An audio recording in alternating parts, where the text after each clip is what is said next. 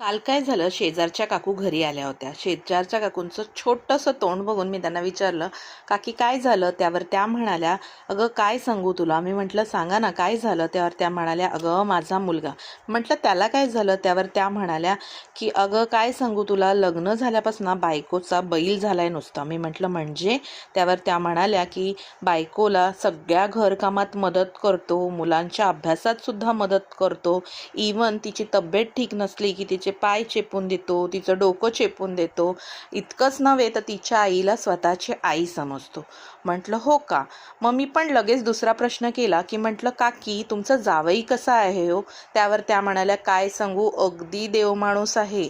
बायकोला सकाळी ऑफिसला जाताना सगळ्या कामांमध्ये हेल्प करतो, इवन संध्याकाळच्या पाणी भरण्यासाठी सुद्धा हेल्प करतो, आणि इतकंच नव्हे तर मला स्वतःच्या आईसारखं समजतो.